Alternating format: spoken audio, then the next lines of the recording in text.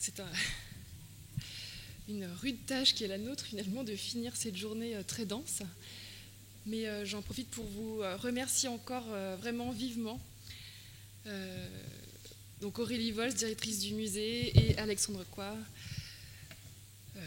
responsable de la programmation scientifique, puisqu'effectivement, sans vous, tout ça n'aurait pas lieu. Et ce n'est pas uniquement une question d'accueil, c'est vraiment une question aussi de programmation par rapport au commissariat que vous avez pu faire, conduire, et qui ont permis aussi de révéler, de sous-tendre, de porter des problématiques qui ont été donc l'occasion finalement de construire aussi cette journée d'études, donc d'un point de vue scientifique, et ça part bien sûr des œuvres, des expositions et des choix curatoriaux.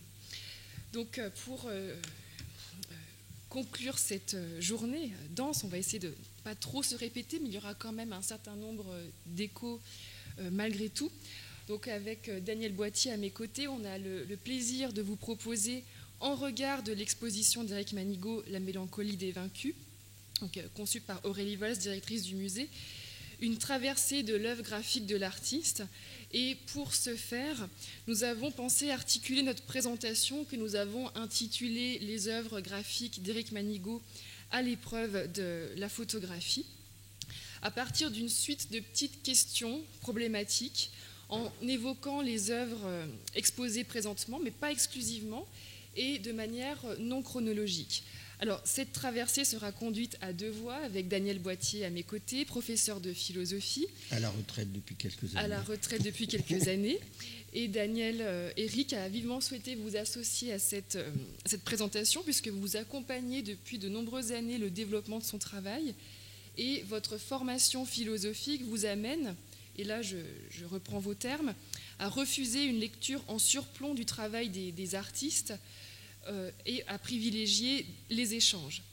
Assez vite, les textes que vous avez pu écrire sur le travail d'Éric Manigaud, notamment dans la première monographie, le texte L'inoubliable, ou encore Traces, qui date de 2013, le catalogue monographique, puis les textes des expositions de la galerie Vincent Sator, comme par exemple Octobre 61, dont il a été question tout à l'heure. Donc ces textes, ces écrits vous ont conduit également à vous insurger, selon vos propres termes, contre la réduction proposée par certains commentateurs pressés, dites-vous, de l'œuvre d'Éric Manigaud, qui ont tendance parfois à réduire l'œuvre de l'artiste à une forme d'hyper-réalisme. Vous avez préféré échanger avec lui autour de l'œuvre de Sebald ou encore de Benjamin, ne souhaitant pas, et c'est là votre crainte, délivrer quelque vérité que ce soit sur ses productions. Alors commençons avec ce merveilleux portrait photographique de l'artiste qui a été pris juste après le montage de son expo, il me semble, en décembre dernier. Expo qui est restée dans l'ombre donc de décembre jusqu'à mai de cette année, ou du moins dans un certain état de latence, on pourrait le dire presque ainsi. Et cet étrange portrait donc, pris par Yves Bresson, que l'on connaît bien aussi à Saint-Étienne, où on le voit, l'artiste arborant ce masque de chirurgien historique. Mais je vous laisse la parole à présent, Daniel. Devant ce portrait, je pensais évidemment à un propos de Michel Verlander, ou Verlandé, et je souhaitais faire quelques indications dessus. Michel Verlandé parle d'une manœuvre d'anonymat. Et cette photo est une manière peut-être d'illustrer une manœuvre d'anonymat. Le portrait masqué de l'artiste qu'il décrit me paraît beaucoup plus qu'une forme de discrétion, mais bien une entreprise d'effacement du sujet. Jean-Christophe Bailly parle de la hantise de l'œuvre, et se libérer de la hantise de l'œuvre passe probablement par l'interrogation de la figure de l'artiste. Et que, de plus, l'artiste se déguise ici en médecin de la peste n'est pas sans importance au moment où nous, cette exposition est le temps de la pandémie. Et pour être fidèle à ce désir, parce qu'il y va d'un désir, ce désir d'effacement, je dirais EM, non pas par préciosité, mais peut-être pour éviter la répétition du nom propre. Merci pour cette méthodologie. C'est une indication. Donc le premier point, on l'avait intitulé « Ombre projetée ». Et donc projetons-nous tout de suite dans cette incroyable œuvre graphique et abordons sa dimension, un peu universitaire, poétique, à savoir le processus de réalisation de ces dessins, on en a déjà parlé, qui sont tous en modulation de gris. Et nous dirions d'ailleurs en noir et blanc ou en niveau de gris s'il s'agissait de photographie, puisqu'un regard empressé ou restreint à l'appréhension de l'œuvre par sa reproduction photo, comme ici même, et c'est en ce sens-là que ça fait sens de venir au musée pour produire ces journées de recherche, eh bien, effectivement, on pourrait considérer ces œuvres comme des tirages photographiques de grand format ou de format plus modeste en noir et blanc, assez contrastés et dont la brillance particulière rappellerait les sels d'argent de l'argentique. Mais assez rapidement, lors d'une rencontre en présentiel ou en direct, une certaine vibration se fait sentir et nous invite à aller y voir de plus près. Alors très rapidement, et sans mauvais jeu de mots, le doute se précise. Et cette photogénie immédiate découvre le devenir graffité de l'image. C'est une expression déjà que j'avais utilisée ce matin. Pour reprendre les mots de Bailly à propos de l'artiste, ce devenir graffité de l'image qui révèle une troublante déposition du graphite sur le papier et en même temps une pulvérisation de l'image. Si Henry Fox Talbot, dont on a évoqué le nom tout à l'heure, au XIXe siècle pensait avoir découvert avec la photographie un crayon loyal pour enfin saisir et fixer l'écriture des ombres et des lumières, comment Éric Manigaud négocie-t-il ou renégocie-t-il le passage graphique des ombres photographiques? Donc allons voir ce qui se trame dans son atelier. Soit le dessinateur dans son atelier. L'atelier n'est pas une donnée anecdotique. Soit EM dans ce curieux dispositif qu'il installe et qui ressemble seulement à ce qui pourrait être la caverne platonicienne, sauf que c'est complètement l'inverse.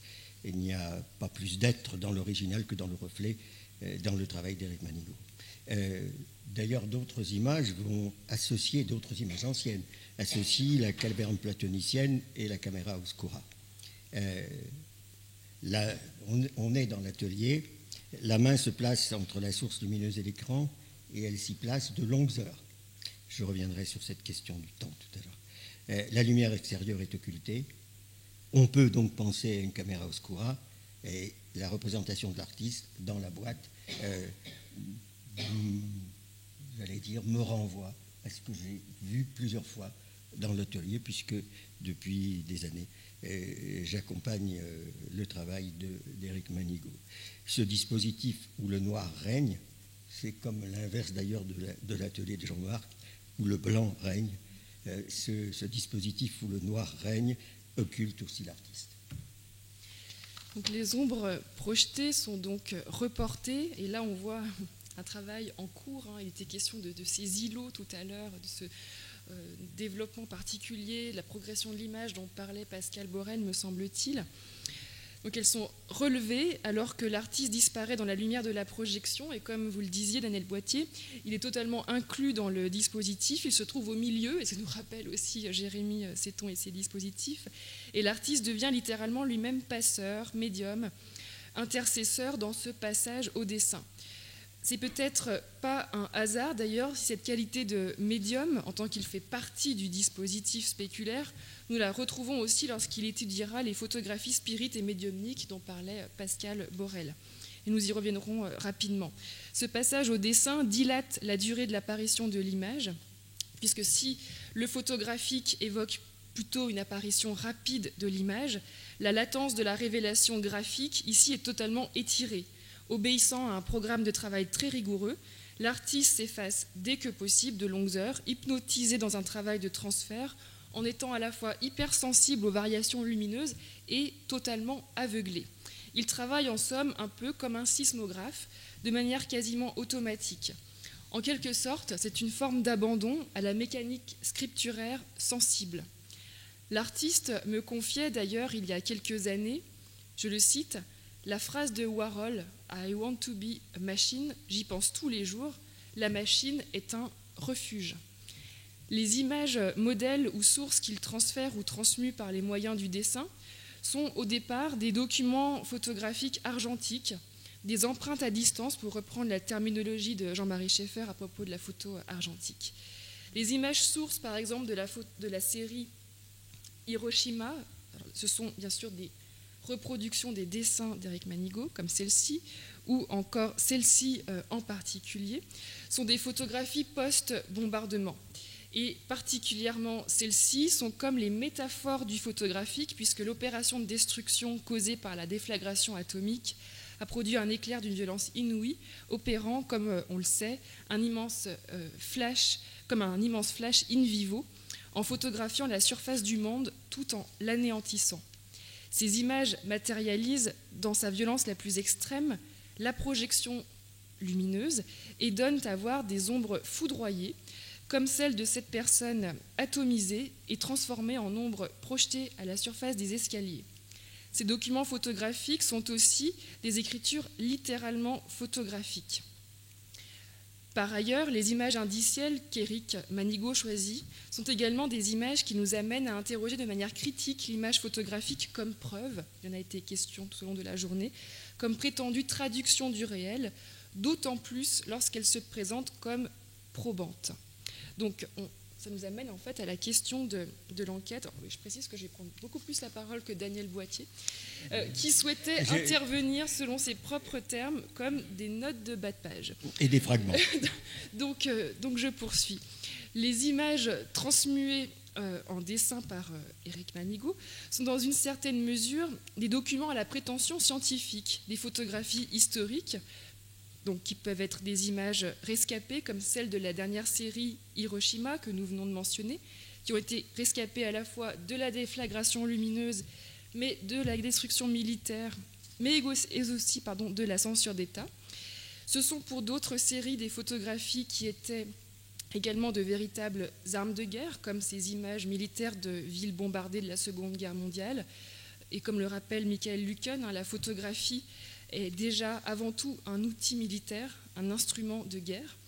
Les images sources peuvent être des images symptomatiques des impensés de notre histoire moderne, comme les photographies dont il a été question tout à l'heure, du reporter Élie Kagan, pour la série Octobre 61, mais aussi des photographies, donc la série Octobre 61, de matières organiques qui regorgent d'indices fantasmés. Choisir une image ou un ensemble d'images qui ensuite sont travaillées en dessin prend du temps.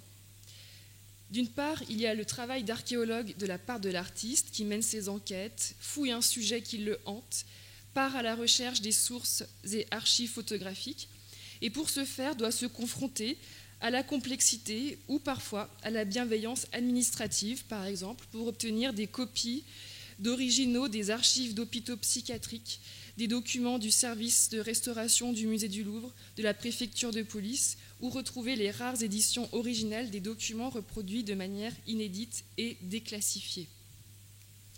La série Les scènes de crime, réalisée à partir des photographies de la police judiciaire archivées à la préfecture de police de Paris, en ce sens est assez remarquable puisqu'elle réfléchit à plusieurs niveaux le travail d'enquêteur opéré par Éric Manigaud.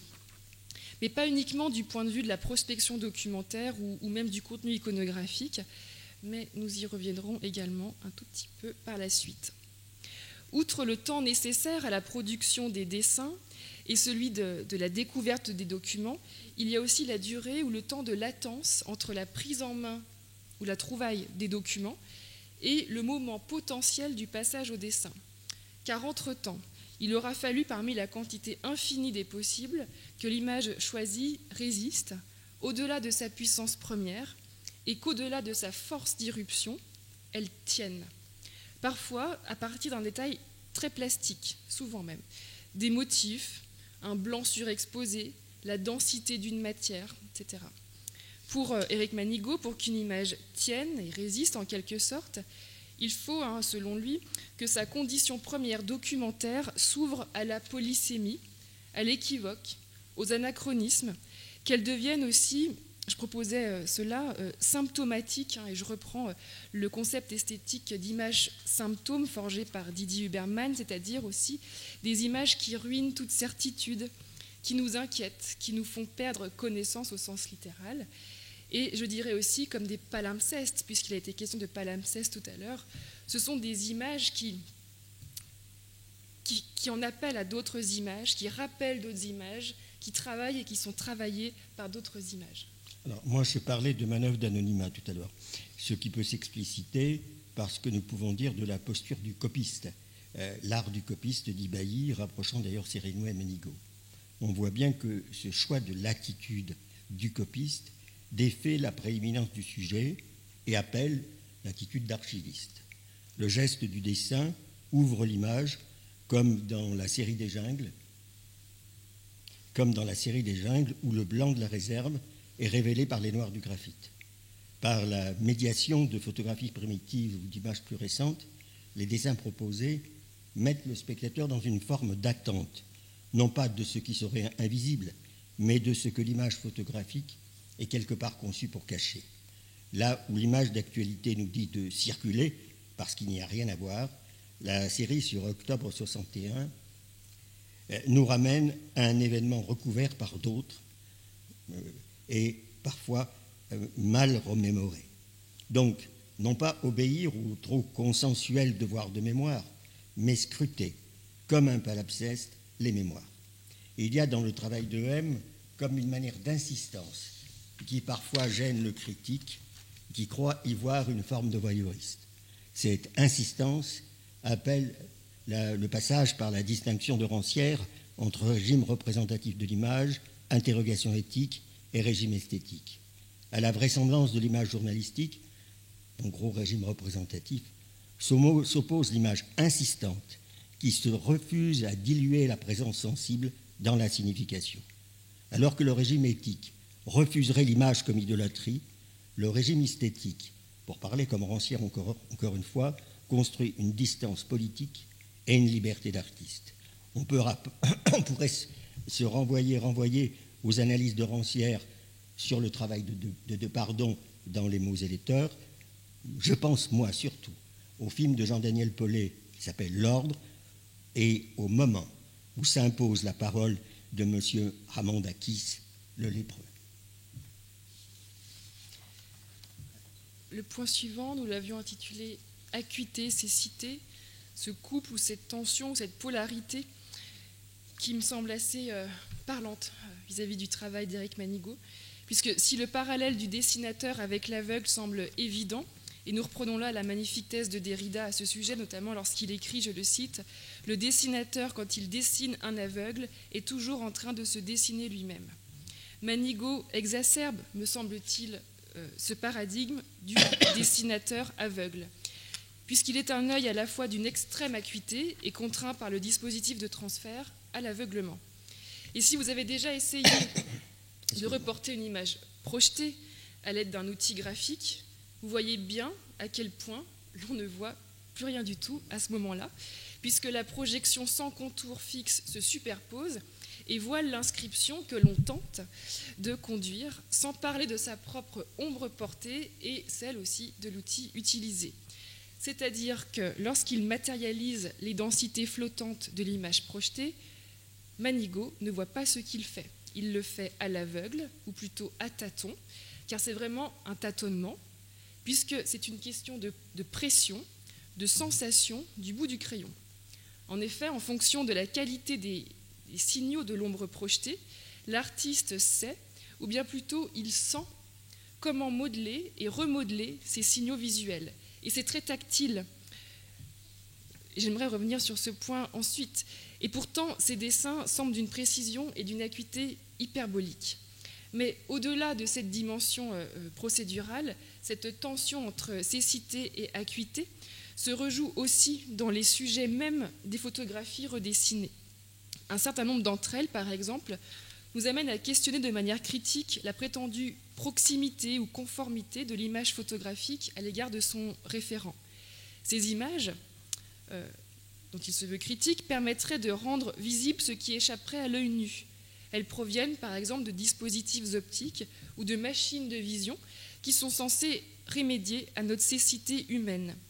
Ce sont des documents photographiques qui ont pu être considérés comme objectifs. Alors bien sûr, Éric Manigaud, en travaillant ces documents de manière aveuglée, nous amène à nous interroger sur cette prétendue évidence de l'image. Et il nous plonge, comme il le fait lui-même, dans l'œil de la machine, Par exemple, lorsqu'il reconduit en dessin les photographies aériennes de la Royal Air Force datées de 1945. Aussi abstraites soient-elles, elles se veulent pourtant probantes, comme l'analysait Virilio lorsqu'il écrit, je le cite, « La photo aérienne va prétendre à son tour à une objectivité scientifique comparable à celle de la photographie médicale ou policière. » Et nous retrouvons là, justement, des typologies des documents travaillés par Éric Manigaud, des photographies cliniques et médicales, mais aussi policières. Pour la série des scènes de crime, il a obtenu des reproductions des photographies produites par Bertillon. Au tournant du XXe siècle, Alphonse Bertillon est alors responsable du service d'authentification de la préfecture de police de Paris et il met notamment au point un trépied d'appareils photo qu'il dénomme plongeur pour topographier les scènes de crime à l'instar des vues militaires aériennes de manière à obtenir des certificats de vérité et à capter tous les indices potentiels. Au sujet de cette probité de l'image, comme certificat de vérité, Reiss, qui était un photographe criminologue proche de Bertillon, dira, je le cite, « La photographie est un document indiscutable, pris mécaniquement et reproduisant fidèlement les faits. » Il poursuit, « L'appareil photo voit tout et il enregistre tout. » Il ira même jusqu'à parler à propos de cette photographie-là, judiciaire, de photographie de l'invisible. Cette pulsion scopique et ce fantasme de la révélation de l'invisible par le photographique, nous le retrouvons, je trouve, aussi de manière décalée et critique dans d'autres registres travaillés par Éric Manigaud, bien évidemment la série des images médiumniques exposées dans la dernière salle ici à Saint-Étienne. Et pour cet ensemble, comme cela a été précisé tout à l'heure, l'artiste est parti des photos médiumniques ou spirites. Clément Chéroux parle de photographie occulte de la première moitié du XXe siècle. Les scotographies réalisées à partir des années 20 par la médium australienne Madge Donohoe, par exemple, sur lesquelles Éric Manigaud s'est penché, sont censées avoir été produites par application de la plaque sensible directement sur le front du médium pour un transfert photographique de ses apparitions mentales. Ce sont donc ces prétendues preuves par contact que nous retrouvons dessinées, donnant à voir des filaments, des formes nébuleuses, des corpuscules flottants, d'étranges rayonnements. Et on peut également noter que si les rayons X, donc les rayons X ont été découverts à la fin du XXe, les partisans de cette photographie occulte qualifiaient les émanations fluidiques et spectrales de rayons XX. Pour conclure donc sur cette dialectique entre révélation et aveuglement qui, à mon sens, traverse tout l'œuvre d'Éric Manigaud, on peut également noter que l'artiste a produit de très grands formats dessinés à partir de radiographies d'œuvres, comme celle-ci, délivrée par le service de restauration du musée du Louvre, révélant par l'utilisation des rayons X, cette fois-ci, les squelettes des corps momifiés. À une question du journaliste d'Art Presse, EM répond « Le dessin est toujours pour moi l'occasion d'un agrandissement et surtout d'une projection, condition d'apparition bien particulière de l'image photographique, mais très révélatrice. Les motifs deviennent flottants comme des spectres. Le passage au dessin peut commencer. » Le texte d'ouverture de l'exposition dit le passage du statut de fantôme à celui de vaincu. Moi, j'aurais plutôt dit, pour décrire le plan même de l'exposition, passer de la figure du vaincu à l'accès au fantomatique. J'aurais poursuivi en transformant la mer mélancolie en mélancolie comme traitement de la mer et dit, à la manière de Cynthia Fleury dans Si gît la mer, il faut que quelque chose demeure si gît pour que l'individu se déploie ailleurs et que s'ouvre le monde comme horizon. La série Spirit clôt magnifiquement l'exposition et l'ouvre sur un au-delà de la forme. Ainsi, la mélancolie des vaincus affronte la mer pour sauver la douleur des hommes et des bêtes. Breton disait que des images spirites, qu'elles participaient à composer un monde à venir. EM, en faisant passer le dessin, libère ces petites images de ce qui en elle était encore pulsion de mort. Le dessin fait poudroyer la figuration et le travail d'accrochage d'ailleurs se développe en nuage. je terminais mon texte pour la galerie Sateur par une phrase de Georges Didier Huberman. Voilà comment nos monstrats les plus intimes continuent de faire leur chemin et dessinent de si belles constellations dans les terres des astras célestes. Ce que je commentais en formulant l'hypothèse que dessiner, au-delà d'elles, de si belles constellations était peut-être le pacte de M avec les horribles images venues de notre passé monstrueux. Pacte n'était d'ailleurs pas le mot, trop romantique dans la formule. J'aurais dû parler d'épreuves, interrogeant l'auteur, fait par les images, ou plutôt par un régime d'images, celles qui prétendent, et là je cite Jean-Luc Nancy, celles qui prétendent à une présence pleine, épaisse, présence de ou dans une immanence où rien ne s'ouvre, œil, oreille ou bouche, et d'où rien ne s'écarte, pensée au fond d'une gorge ou d'un regard. C'est dans L'art et la mémoire des camps, texte de Jean-Luc Nancy. Le point suivant, nous l'avons intitulé grisaille. D'ailleurs, ce terme renvoie à des questions intermédiales. La peinture qui tente à se faire volume tridimensionnel en trompe-l'œil. Mais ce terme de grisaille qui renvoie à la question du noir et blanc, je trouve est assez parlant au regard de cette œuvre, puisque ces dessins, bien sûr, sont réalisés au graphite, en noir et gris, de plus en plus gris d'ailleurs au fil des années. Ils sont de plus en plus doux. Le spectre des nuances intermédiaires, en quelque sorte, s'élargit. Et il n'y a ainsi pas de travail de la couleur. Il s'agit en effet d'être au plus près des sources documentaires sélectionnées. Et ces documents historiques sont en noir et blanc, photographie argentique, sauf exception concernant les photographies de maladies de peau qui étaient déjà ainsi rehaussées ponctuellement en couleur lorsque l'artiste les a dénichées aux archives de l'AP-HP et dont nous pouvons apprécier ce contraste dans la présente exposition. Si le noir et blanc renvoie à une archéologie de la photographie argentique, au paysage de cendres, au théâtre d'ombre, il est aussi producteur d'abstraction. Et ce qu'Éric Manigault représente, c'est bien aussi un théâtre d'ombre. Et moi, je pense également au génial William Kentridge, qui est exposé en ce moment au Moudam, mais qui est aussi une référence incontournable pour l'artiste. Manigault, en reportant des ombres, dessine aussi notre histoire commune où règnent les ombres, une histoire hantée de zones d'ombre.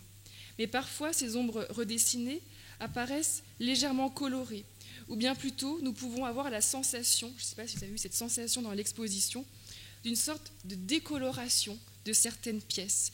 Ce sont ces pièces réalisées sur de plus petits formats, produites sur trame digigraphique, toujours au graphite. Elles ont été élaborées par recouvrement sur une impression digigraphique en couleur, mais extrêmement légère, presque fantomatique. Mais néanmoins, de légères nuances, notamment de vert, transparaissent à peine à travers le maillage de graphite, mais produisent une complexité visuelle qui ne peut être éprouvée que réellement. Et une reproduction de ces dessins ne peut absolument pas en témoigner. Parallèlement, avec le carré noir qui clôt quasiment l'exposition, on est en quelque sorte devant un morceau de grisaille poussé à son comble, aveugle de toute image. C'est une pure surface saturée de graphite et brillante, comme un négatif surexposé, comme ceux littéralement brûlés en août 1945 par l'explosion atomique qui a instantanément surexposé et voilé tous les films photographiques embarqués par l'armée américaine. C'est pourquoi d'ailleurs aucune photographie de l'instant même de l'explosion, de la déflagration n'a pu être prise, uniquement celle de l'après-coup, spectaculaire champignon de fumée, comme l'indice visible du flash destructeur aveuglant. Mais cet écran noir, c'est aussi peut-être le soleil noir de la mélancolie ou encore cette condition d'aveuglement nécessaire au travail du dessin.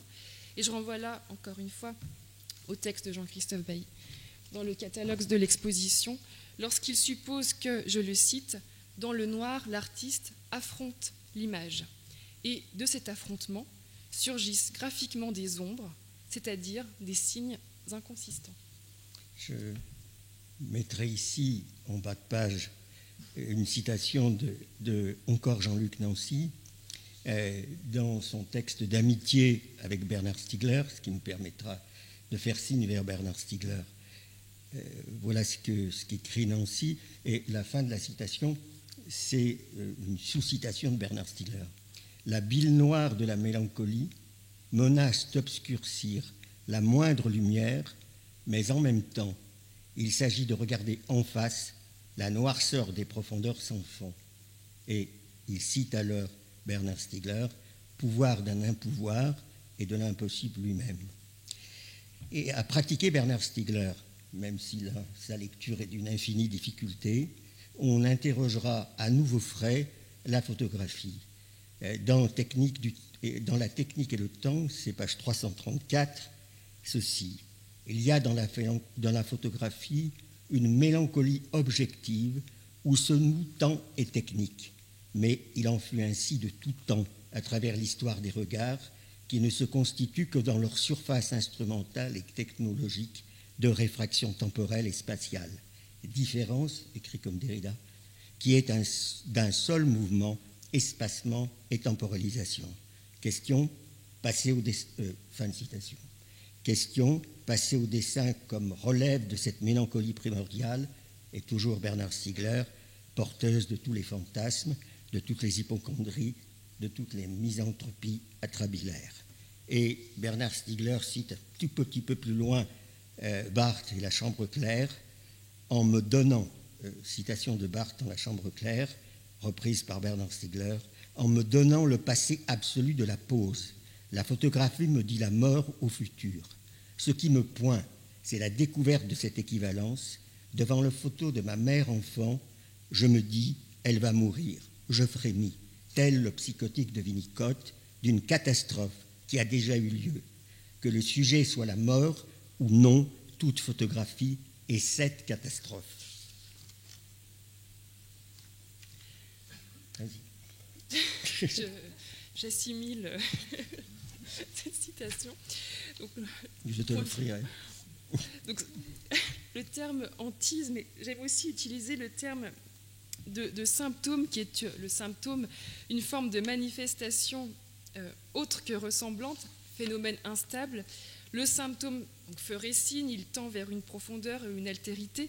Et il me semble que lorsque nous sommes devant une œuvre d'Éric Manigaud, surtout devant les grands formats, nous allons scruter les surfaces de très près. L'artiste considère d'ailleurs que si nous n'éprouvons pas ce désir d'une exploration rapprochée, donc le désir de venir toucher des yeux, il considère qu'il a perdu. Et là, je reprends une de ses expressions. Il nous invite donc, comme il le fait lui-même dans son atelier, à fouiller les images comme de véritables scènes de crime. Et nous voilà absorbés dans la matière de l'image qui est hantée d'indices, mais non iconiques. Ce sont des signes qui se dérobent, qui ne sont pas cernés, de purs signifiants, insignifiants en quelque sorte. De près, nous percevons comme un vertige d'indices instables, comme devant cette scène de crime qui est réalisée à partir d'un document qui se voulait pourtant être une pièce à conviction.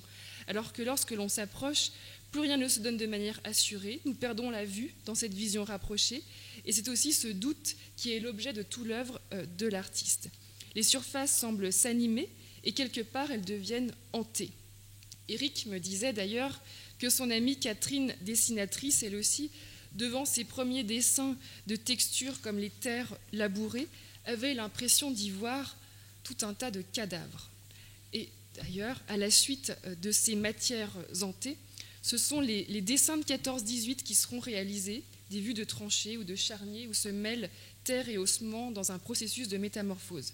Et pour en revenir à ces surfaces, travaillées par Éric Manigaud, qui de près semblent moirées, elles nous troublent parce qu'elles relèvent d'un dessin sans contour.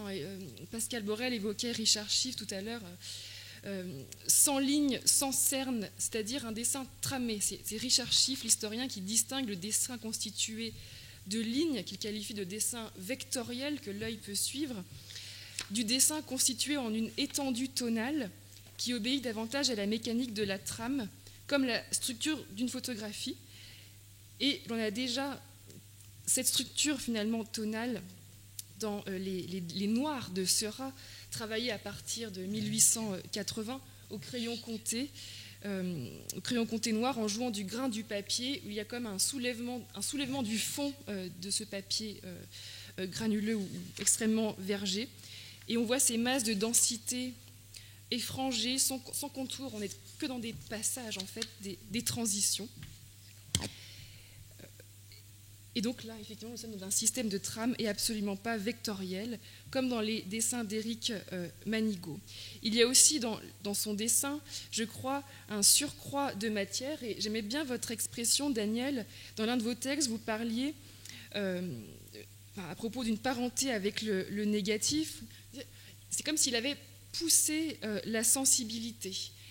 Et en effet, aujourd'hui on ne développe plus énormément de films argentiques, mais lorsque votre film est un petit peu en deçà en termes de sensibilité, vous pouvez chimiquement, par exemple en augmentant la température ou le temps, pousser la sensibilité, pousser son développement, et donc créer non pas un surcroît d'informations, mais bien plutôt une matière photographique abstraite qui en quelque sorte vient habiter ces manques. Un surcroît de matière donc, mais pas un surcroît de définition. Et cela renvoie vraiment, à mon avis, au travail d'Éric Manigault, puisque rien n'est saisi par le dessin. Au contraire, il y a comme de l'indéfinition. Et c'est cela qui est vertigineux. L'image se dissout et semble indéfiniment à déchiffrer. Et c'est aussi pourquoi son travail est absolument distinct des œuvres qualifiées d'hyper-réalistes, où la netteté est poussée à son comble, exacerbée par des effets de surface réfléchissantes, très détaillées, parfaitement circonscrites, aussi précises de près que de loin, comme par exemple chez Richard Estes. Et au panoptisme de l'hyper-réalisme s'oppose, on a déjà vu cette image tout à l'heure, le travail d'Éric Manigault, qui lui parle plutôt à juste titre, je reprends là une de ses expressions, d'hypo-réalisme, c'est une hypothèse, car il ne cherche pas à reproduire des photographies, mais bien plutôt à transmuer des projections spectrales par les moyens du dessin et à rendre visible cette instabilité, cette inquiétude. Lors d'un entretien avec Roxana Azimi, l'artiste déclarait en ce sens, je le cite, « Je travaille moins à partir de photographies que dans, voire contre, la représentation photographique et sa prétention à dire l'exactitude du monde. » Souvenez-vous de Blow Up. Quelque chose est survenu au fond du parc et l'appareil photographique l'a enregistré. Il s'agit pour le photographe au laboratoire de scruter l'image. Sortez du parc anglais, changez de scène, vous vous trouvez sur un autre champ. Scruter, d'ailleurs, est-ce le mot? On pourrait dire fouiller. Et il existe en castillan un verbe hurgar, H-U-R-G-A-R. On dit hurgar el pasado, c'est-à-dire fouiller le passé. C'est à la fois fouiller, remuer, mais aussi fourgonner, tisonner le feu. Dirais-je que les dessins de M scrutent, fouillent, tisonnent dans le noir, avec une forme d'obstination à interroger, mais tu l'as déjà fait, par rapport à la question du temps. Pour reprendre un des textes fétiches de Manigault, je ne sais pas si Marie-Dominique Bidard est ici, à savoir le texte de Derrida intitulé « Forcener le subjectile » à propos des dessins d'Artaud, donc texte fétiche de l'artiste. Il s'agit bien de provoquer une réaction épidermique du papier qui est travaillé, micrographié. L'artiste privilégie en ce sens des papiers réactifs aux pressions du crayon, de manière à produire en quelque sorte un soulèvement du fond. Les micrographies produites au crayon dans le derme du papier produisent une sorte de réticulation, une légère animation de ce dernier, le papier.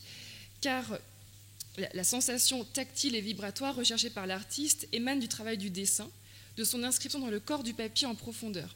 Il y a d'ailleurs quelques années, Éric Manigault avait fait étudier par une ingénieure de l'école des mines de Saint-Étienne les surfaces de ces dessins qui apparaissent au microscope comme martelées en microfacettes qui réfractent la lumière, ce qui donne en fait cette sensation vraiment de réticulation d'une peau. Concernant cette problématique de la peau, je voulais aussi revenir sur une œuvre qui inaugure l'exposition intitulée « Macrophotographie en lumière rasante » entre parenthèses Goya. Elle fait partie d'une série travaillée à partir d'études photographiques qu'il a pu récupérer auprès des restaurateurs du musée du Louvre qui utilisent ce procédé optique, donc lumière rasante, pour lire en profondeur la généalogie de la croûte picturale d'un tableau par l'éclairage de sa surface. De cette vue extrêmement rapprochée du tableau, ne se donne à voir plus qu'un pan de matière aveugle de tout indice iconique, ici quant à la représentation peinte par Goya. Ce détail abstrait de croûte picturale craquelée est un fragment d'intimité.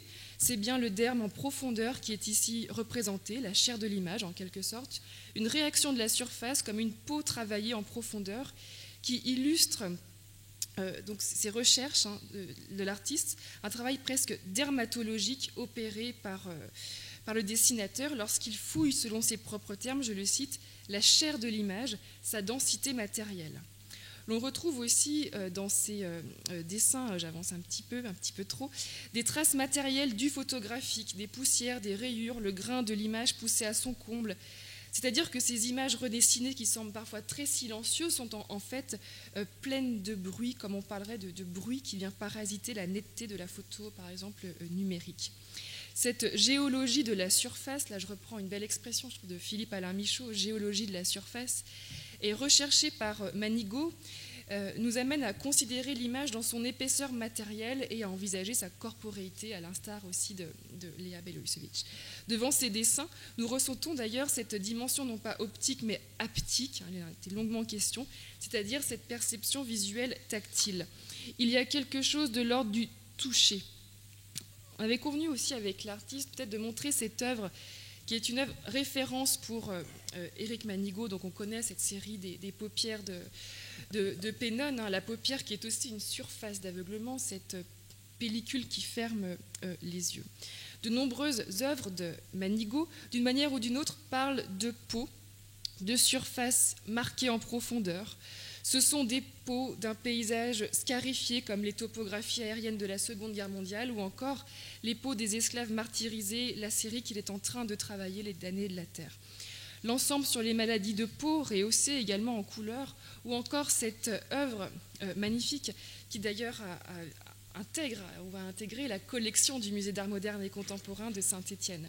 Et cette œuvre, je crois, est très importante dans son travail puisqu'elle parle à plusieurs niveaux de l'inscription du dessin en profondeur dans la chair, tout comme ces corps martyrisés sont les dessins aussi marqués dans leur chair, et ces empreintes sont des symptômes vivants, incarnés de notre histoire. Tu parlais tout à l'heure des échanges que nous avions, moi et Eric, autour de Sebald. Il y a bien sûr le Sebald de la destruction comme élément de l'histoire naturelle. Il y a celui de l'archive photographique et de la circulation des messages. Pensez au renvoi au film d'Alain Resnais, Toute la mémoire du monde dans Austerlitz. Et il y a surtout cette page des émigrants sur le peintre Ferber. Ferber, je vais citer un peu le passage, Ferber est ce crayonnage qui ne venait à s'interrompre qu'aux heures de la nuit et qui était une production de poussière. Ferber et, citation encore, ses accumulations de poussière. EM et ses cultures de poussière. Je pense au documentaire de Georges Franju, Poussière. Ferber, auquel la poussière, citation, auquel la poussière était beaucoup plus familière que la lumière, que l'air, que l'eau. Fin de citation. Ferber et ses portraits dans lesquels on croyait avoir devant les yeux un portrait issu d'une longue lignée d'ancêtres au visage gris, surgis de leurs cendres pour continuer à hanter sans fin le support malmené. Manchester, Saint-Étienne, à croiser, Ferber et le noir de la mélancolie, mais peut-être aussi, encore une fois, l'île de Spinalonga. Dernier point. Et je ne sais pas pourquoi, je pensais à ce terme. C'est un petit moment que je pense à ce terme quand je suis devant les dessins d'Éric Manigault, puisqu'en fait, je l'imagine tricoter chaque jour quelques centimètres de surface dans son atelier, Camera Oscura, dans lequel est également accrochée une reproduction à échelle 1 d'une toile de Romano Palca, qui tissait également patiemment ses lignes d'écriture graphique. Et si dans le terme raccommodé, il y a aussi accommodé qui renvoie à un processus de mise au point visuel, c'est aussi un terme qui renvoie à la réconciliation, à la réparation. Et dans cette œuvre de patience comme une épreuve où il est question d'aller au fond des choses et de prendre en charge par le dessin une image, ou de rendre une image, il y a peut-être quelque chose de l'ordre de la réparation. Bailly, dans le texte du catalogue, parle même d'un travail de sauvetage. Puisqu'il s'agit de Bailly, une dernière remarque de ma part. La lecture de la reprise et l'éveil m'a mis sur une piste. J'ai noté les deux moments où Bailly met en relation, comme il dit, les deux artistes stéphanois. Il y a d'abord la question du copiste. Copier n'est pas inventé, je l'ai déjà dit. Il y a ensuite ce qui se joue dans la reprise d'une citation de Nerval. « Ne m'attends pas ce soir, car la nuit sera noire et blanche ». En note, Bailly parle d'une commune hantise. Les occurrences du mot hantise, y compris dans ce qu'on a écouté aujourd'hui, les occurrences du mot hantise sont fréquentes dans le texte de Bailly, en particulier dans le chapitre de l'imagement vers le brouillon général. Ma question reste de savoir, et je resterai moi sur cette question, même si je crois avoir commencé à l'investir, qu'est-ce qui hante le travail de M. Merci. Merci.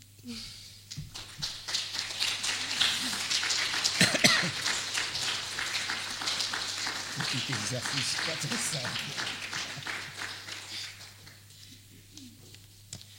On a choisi de s'arrêter sur cette image. Je sais pas s'il y a d'éventuelles questions, mais on ne pourra pas répondre à la place de l'artiste. Non, puis il n'est pas là, il a été faire Les salades. les salades.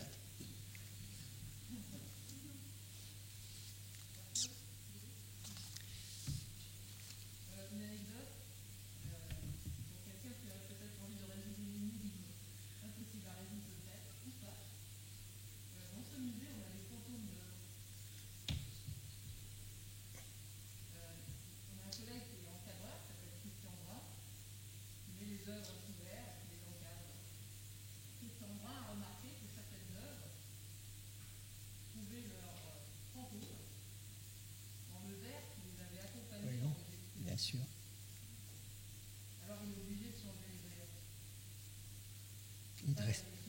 Et de restaurer les dessins. Et qu'est-ce qu'il en fait?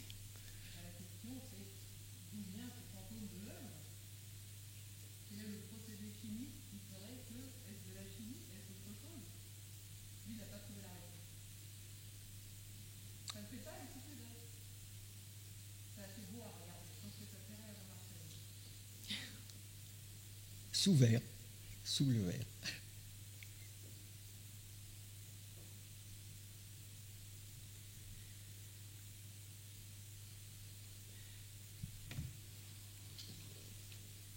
Eh bien, peut-être peut-être qu'ils auront assez. Peut-être qu'on peut en rester là pour cette temps. Merci à toi.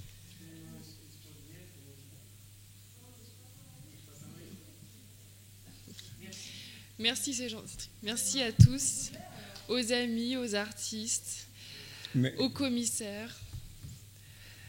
Merci au film de Jean-Daniel Paulet, L'Ordre. Je crois que j'aurais pas. Il y a un moment où je peinais à écrire et j'ai eu beaucoup de chance cette semaine. J'ai vu L'Ordre de Jean-Daniel Paulet. Vous savez, l'île aux lépreux. Et quand surgit le lépreux, voilà, dont je prononçais le nom tout à l'heure, parce que c'est Monsieur. Et vous vous souvenez de la première intervention où il parle de l'image menteuse, où il dit vous allez foutre le camp après, quand vous aurez fait les films, et il dit vous allez mettre une légende en dessous.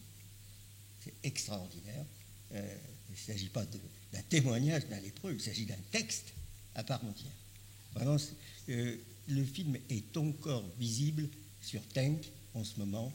Précipitez-vous, c'est une expérience fabuleuse.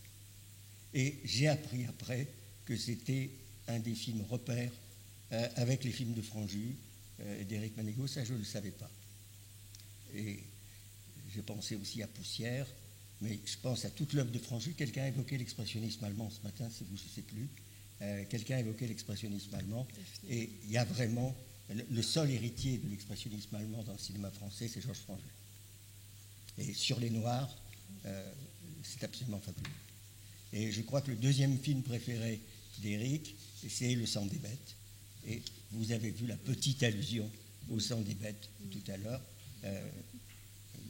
Pas une petite. Non. Voilà. Encore merci.